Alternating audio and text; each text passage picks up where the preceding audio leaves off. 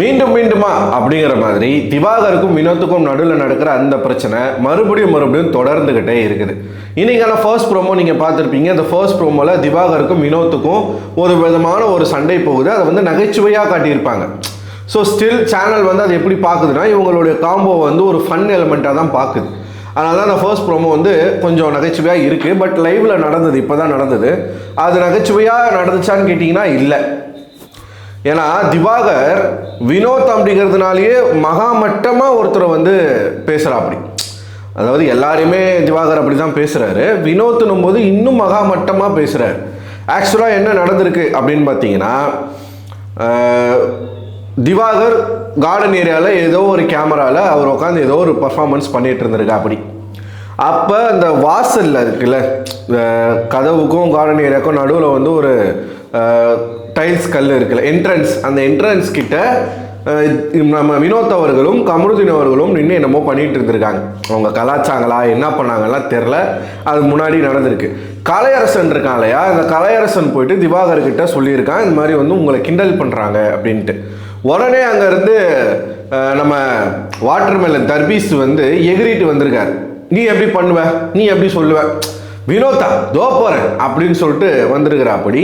அங்கே அது நடந்திருக்கு. வினோத் என்ன சொல்லியிருக்காருன்னா, நான் முன்னே எதுவுமே பண்ணவே இல்லை, நாங்கள் பாட்டு என்னமோ பண்ணிட்டு இருந்திருக்கோம், நீ எதுக்கு இன்னொருத்தன் பேச்சை கேட்டு வர, இப்போ நீ ஒரு டாக்டருன்ற படிச்சிருக்க, அப்போ ஒருத்தன் சொல்கிறத வச்சு நீ நம்புவியா, நீ என்னெல்லாம் வந்து கேட்கணும், என்னை வந்து கேட்காம நீ எப்படி வந்து என்கிட்ட கத்துவ, எப்படி நீ வந்து என்னை வந்து எகிரின்னு வருவ அப்படின்னு சொல்லி கேட்டிருக்காரு. இந்த ஆள் உடனே தெரியும்ல அப்படியே வந்து நழுவி போயிட்டுருக்கான்.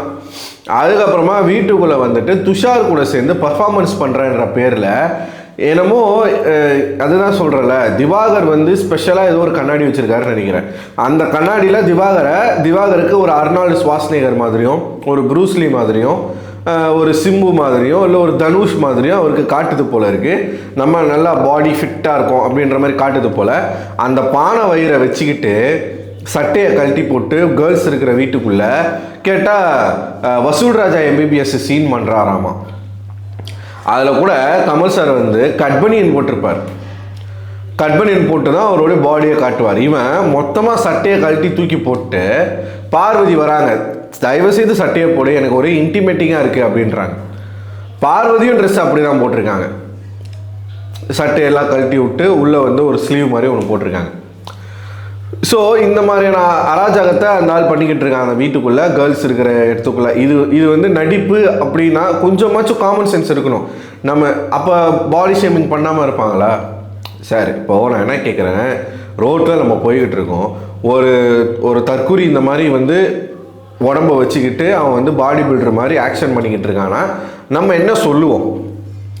ஜென்ரலாக பேசுவோம். நம்ம என்ன சொல்லுவோம் அவனை பார்த்துட்டோன்னா, பைத்தியக்காரன், ஒன்றா என்ன இது என்ன உடம்பு இது, இதை வந்து அவன் ஷோ பண்ணிக்கிட்டு இருக்கான் சொல்லுவோமா மாட்டோமா? அங்கே இருக்கிறவனும் மனுஷன் தானே. ஸோ இந்தாலே வந்து இன்னொருத்தர் கலாய்க்கிறதுக்கு தூண்டுற விதமாக செய்கிறாரு, சரிங்களா? அப்போ வினோத் என்ன பண்ணுறாருன்னா பின்னாடி நின்று பாட்டு பாடிக்கிட்டு இருக்காரு. ஆக்சுவலாக ஃபஸ்ட்டு வந்து அவர் கேமரா மறைச்சார்.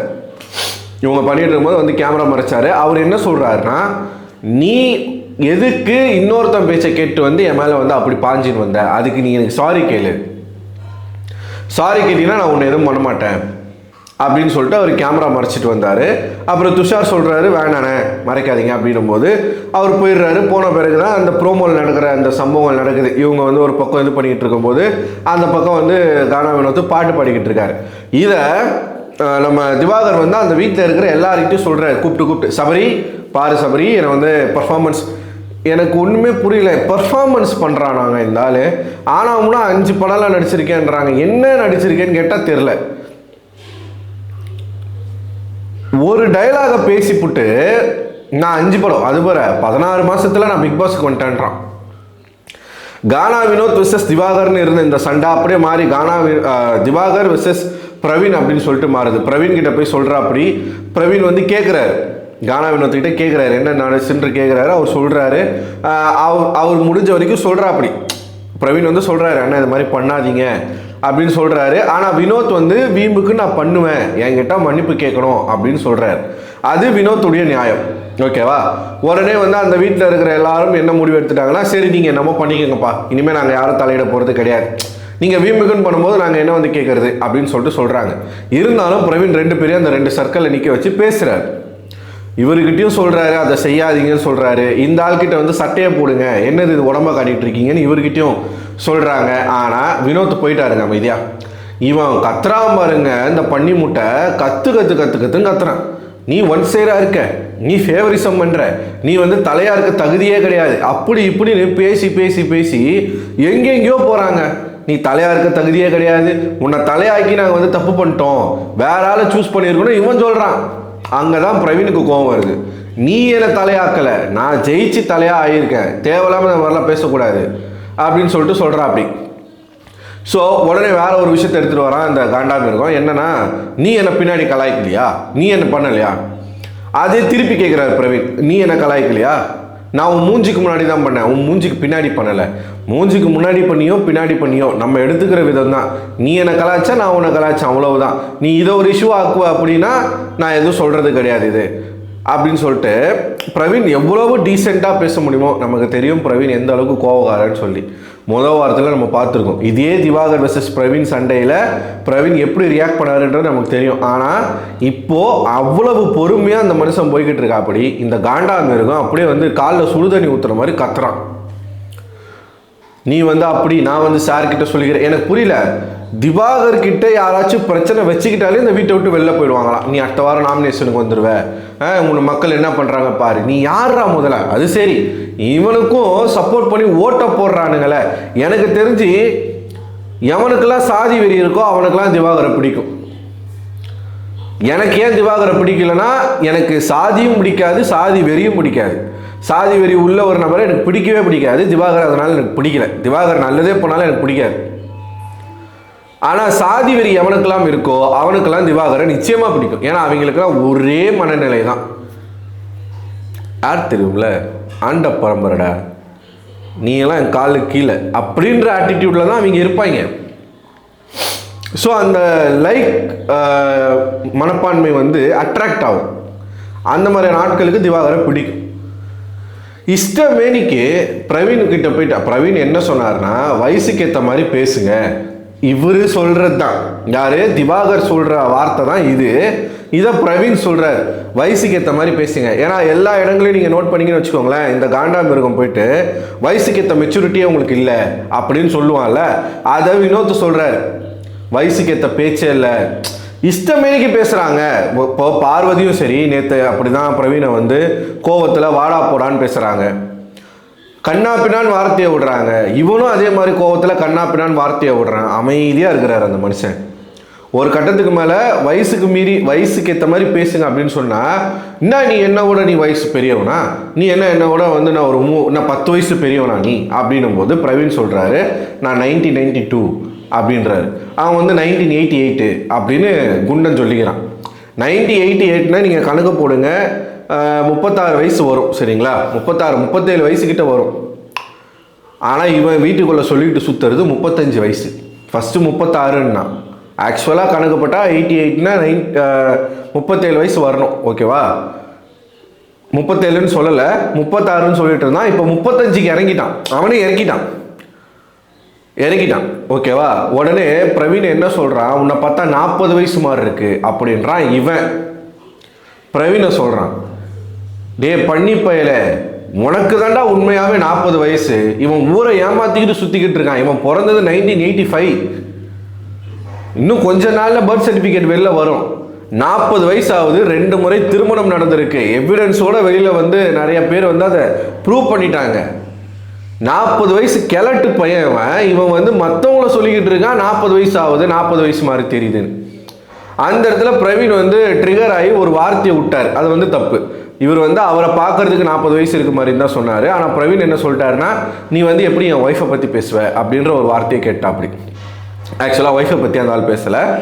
இவர் அதுக்கு என்ன ரீசன் சொல்கிறாருன்னா, என்னை பார்க்கறதுக்கு நீ 40 வயசு மாதிரின்றனா, அப்போ என் ஒய்ஃபுக்கு என்ன வயசாகுது, என் குழந்தைகளுக்கு என்ன வயசாகுது, நீ எப்படி அதை சொல்லுவ அப்படின்னு சொல்லிட்டு அந்த பிரச்சனை அப்படி வேற மாதிரி போகிற மாதிரி இருந்துச்சு. ஆனால் கடைசியில் பிரவீன் வந்து நிதானத்துக்கு வந்துட்டு, இனிமேல் வந்து உன் பிரச்சனையை என்கிட்ட கொண்டு வராது, நீ என்னை வாடா போடான்னு சொல்லும் போதும் சரி, என்ன பேசும்போதும் சரி, நான் பொறுமையாக தான் இருந்திருக்கேன்.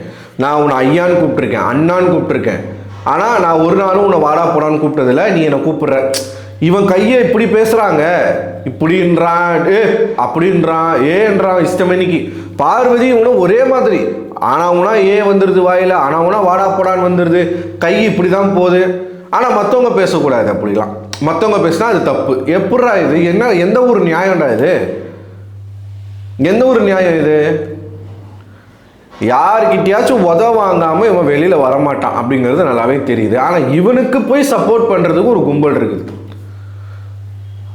பேசிக்காகவே ஒருத்தன் தப்பானவன் அப்படின்ற ஒரு பட்சத்தில் இந்த வீட்டுக்குள்ளே அவன் வந்துட்டான். இவன் பாருங்களேன், வார்த்தையை பாருங்க.